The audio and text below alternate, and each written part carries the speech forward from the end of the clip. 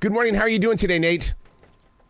Good. How are you, sir? Fantastic. This is going to be the show that everybody's going to be talking about this summer. Oh, my God. It's come at the right time, too. We need this kind of action because we all believe we could do this, but we're going to live it through you guys. Yeah. Do you all believe you can do this? Are you sure? Well, we take chances in our everyday world. If anything, you're giving us the courage and the confidence to maybe take smaller chances, at work or when we go out to a national park and stuff. Well, I saw Nate do something. They talked about this. I think I can do this, too. Yeah, that's a good point. I mean, and I think that what you said there about work, bringing this into the workplace, because, the heart of the show, the core of the show, beyond, us being out on this raft, floating around the Pacific Ocean and having that survival element to it. I think the social experiment aspect of this, the conversations, the diverse thought and an opinion and just the diversity of the boat itself, the crew, and having these people have to put that stuff aside and come together and have conversations they might not normally have, not just conversations, they got to work together and really listen to one another. And so, that's something that we feel like at times are losing more and more in society today. And that's why I think Survive the Raft is so important, this type of show, because yes, it's entertaining. Yes, there's money at stake and, there's adventure and all of this, but there's also that other element to this where, it's important to watch people try and kind of put aside their own bias, you know what I mean? And approach some of these conversations with humility, because we could all use that. We could all do better at that. It's not easy to do, but it's important. Dude, you see, I'm going to study this show like I study Undercover Boss. And the reason why I say that is because during the lockdown, I was that guy who took a chance. I'm not afraid of COVID. I'm going to go get a job at a grocery store. Well, when that staff dwindles down starting at 7 p.m. and there's only 2 of us in there and we've got a busy hour, if we don't work together, I don't care what world they come from, we've got to work together no matter what. So I'm going to be studying these 9 people. Right. Yeah, no, I mean, you hit it on the head. Like that's what I hope people get out of this, is an understanding that, this is a very extreme circumstance, when you're put on this, on a boat. And for those that don't know, it's based on an actual social experiment that occurred 50 years ago, where this anthropologist put, 10 very different people on a raft, and they floated from the Canary Islands in Spain to Mexico, to see if they could survive the trip, but also if they could put aside those differences and work together. It's super important. Like that's something, I mean, that's so interesting that you did that and had that experience, but yeah, it seems like they might seem like little things at times, but they grow into bigger things. And, we've got to do something to sort of right the ship, for lack of a better term, and change the way that we're interacting with one another. Or, we're not going to last very long out here. And we don't want to live in this, in a miserable existence where we're always angry and upset and pissed off and worried about what the other quote unquote side is thinking and doing. And just considering them, bad or evil or wrong because they think different than us. Like that's not the reality, and it's just not healthy. Well, you being a part of the Green Beret, what's more important? Is it the awareness of your team and the strength of that team, or is it the compassion for those that are on your team? Yeah, I mean, boy, I think it's 50-50. That's a really good question. I mean, you have to have that awareness. I think self-awareness more than anything to understand, like, okay, well, I feel this way. I feel very strongly about this thing, but it's only because of my experience and who I am and what I endured or what I saw, and what I did in my life. And then coupled with the compassion that you just said, like that, hey, like, let me just put myself in their shoes. Let me just try to gain that perspective and think about, if I was them and I was born in these circumstances and I was raised in this environment, and I was accustomed to these things, like how much would this affect me? How much would this hurt me? How hard would this be for me to kind of put aside? And like all those things matter. So like that, I mean, compassion is such a powerful thing, and we need more of it, all over the world. And in our everyday lives and in our small little intimate lives, with our families and friends and stuff like that too. But it's very important. And it was a huge part of the mission in the Special Forces. It might not sound normal to think that. You think, oh, the Green Berets, like compassion, that's a word. that resonates with them, but it's really important. Oh my God! My dad spoke of the brotherhood that he had during World War II in those trenches in Germany. That they needed each other and they had to rely on each other's inner strength, and they had to work together. Right. Yeah. No, absolutely. I mean, and those guys. I mean, that's just another level. I don't even want to try to compare some of my experiences to the people that fought in World War II. But I have a feeling I know a lot of those dynamics were like. And that brotherhood and camaraderie that comes through intense circumstances like that, and when it's life and death, and everything's elevated, and the stakes are high. Like, man, you quickly are able to put aside those differences and not worry about those little things that make us unique and sometimes make us butt heads. Because right now, I just want to make it, and I want you to make it, and I want us to survive this thing together. And I may not agree with you on anything, but I'll still take a bullet for you. Like that sort of thought process and mindset is very unique and very different. I think that's why it made sense for me to be a part of this series, more as a host and a conduit for these conversations and facilitator than a participant itself. One of the invisible things about Survive the Raft on Discovery is the fact that, and I'm blessed with the opportunity to talk with a lot of book authors that bring out and release stories about culture. And the reason why they do that is because they want their readers to say, finally, a book about me. I think that with your diverse cultures on this show, we're going to be doing the same exact thing. We're going to be going, oh my God, I hang out with these people all the time when I go to a grocery store or when I go to a concert. Oh my God, they're actually getting along. And sometimes there is that struggle. Right. Yeah. No, I mean, I think that's huge. I mean, you said it earlier with, the job you took on during COVID. And I mean, it's just, I think it's something that's very relatable to everybody. And that's what's cool about this, because these are what you would, quote unquote, regular people, Yes. that work regular jobs that are out there in this situation. And, they've got very different day to day. And what's important to them, and when you bring in the elements such as you get to see it quite a bit in the series premiere, but we've got people that are out there hunting, and spearfishing, and catching sustenance for the group, and then we've got people that don't eat meat and are very they're animal rights activists, and it's something that's very important to them, and you may not agree with that. And you may think, well, they have to survive. You gotta let that go. But it's like, this is at a core so much of who you are. It's very important to you. It certainly doesn't make it easy, and it can be very stressful and distressing. And, just to kind of watch that play out, and see the sensitivities or lack of sensitivities at times that are displayed and how people experience those differently. Will they be able to work through that? We're going to have to wait and see. But it's already set up to show you, like, this is not going to be easy for any of these folks because they're going to be indoctrinated into something that's very different than they're used to, and exposed to things that they normally would just run away from and not have any connection to.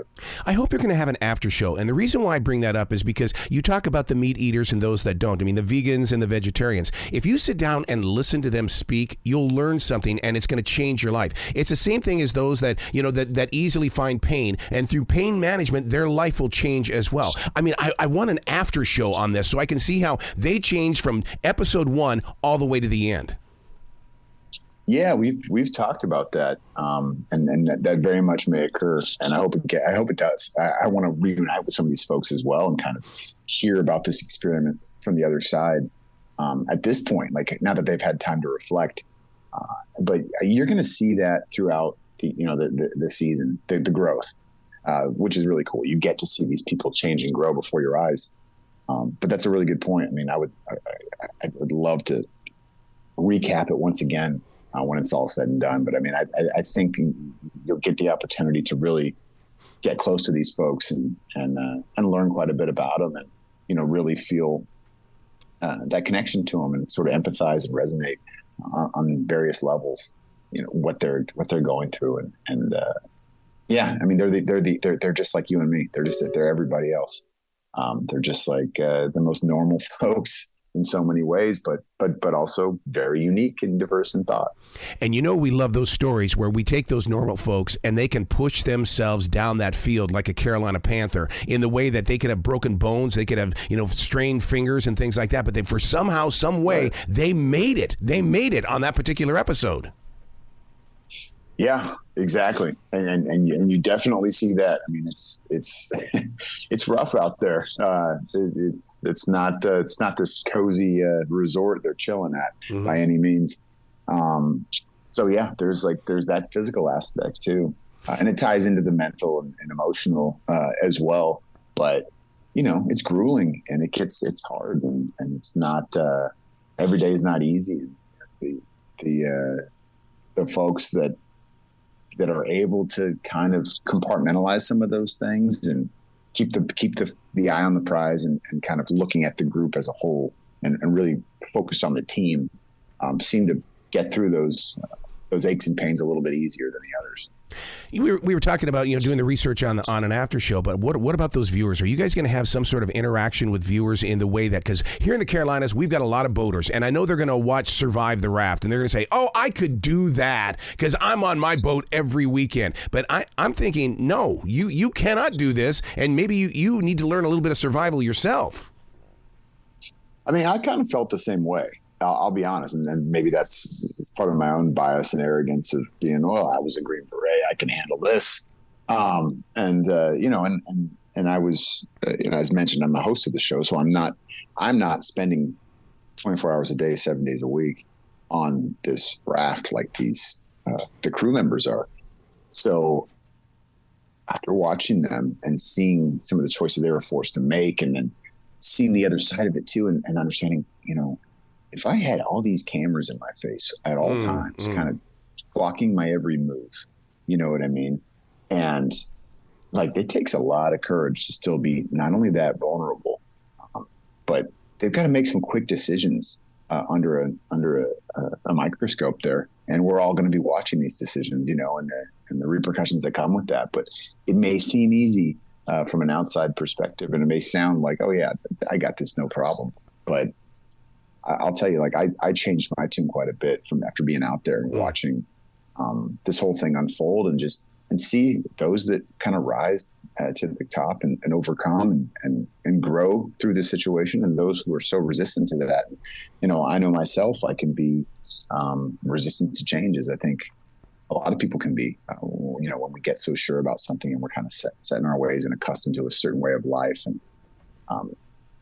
And then it's just when it's shocked like that, you don't really know how you're going to react until you're in the moment, until you're actually in that situation. So it's hard to say that I'd be able to war game this thing so well and have it all figured out. So I think you're onto something there. Like there's going to be that initial feeling from people until they watch how things play out and they continue, through with the series and see okay, well, didn't really think of that. I hadn't planned on that. I wouldn't be prepared for that. So a listener type question, because people are just going to be discovering this new show, Survive the Raft on Discovery. And that would be, we're so accustomed to, well, you're voted off the island. Are they getting kicked off the boat? What's going on here?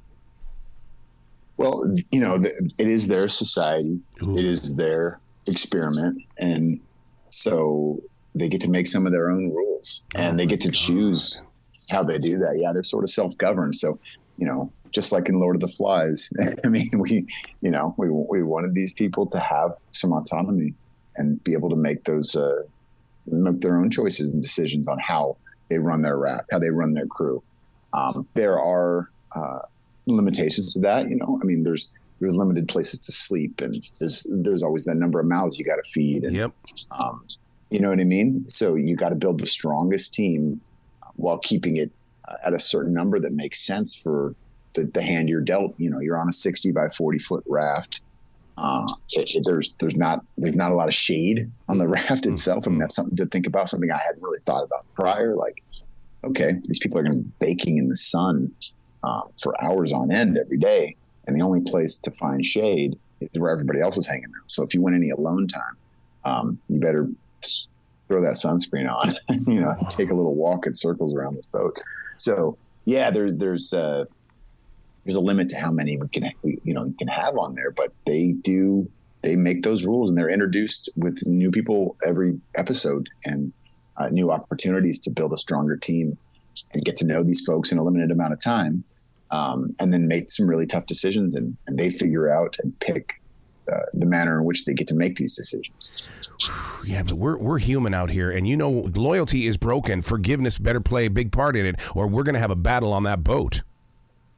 Absolutely. No, you're not wrong there. I mean, it's a big part of this. It really is. But and it will get tested. Whether or not that breaks. We'll just have to wait and see. But it absolutely gets tested every episode in various ways. But see, you can see the reason why this is going to become the water cooler conversation, that people are going to be talking about it at their swimming pools and things, because they're going to say, did you see that episode? What would you have done? And I think that's what it is that you're bringing the viewer into the picture without even being there.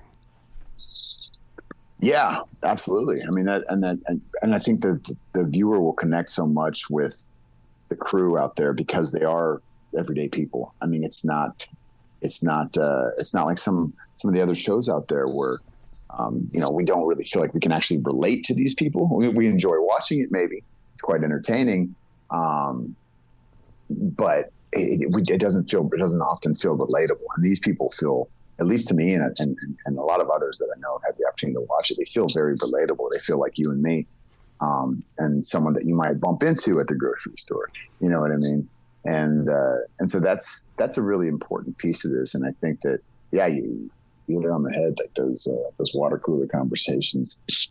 I think it would be very interesting to hear some of those and some of the people's perspectives. And I'd love to hear what people thought after watching, this series premiere about who they think is going to be successful here, and who are they so sure is not, because I think we're all going to be surprised. I know we are. Yeah, because you know how we are. We all have our favorites. We pick our favorite, and it's like, well, I'm going to stick with them the entire way.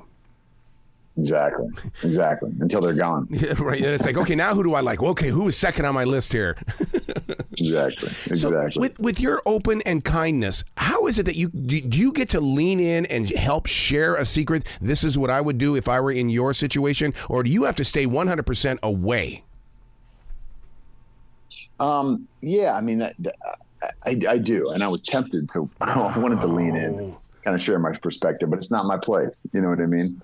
And it's not my place. So it's like, I'm an observer, as it should be with any good experiment, especially a social experiment.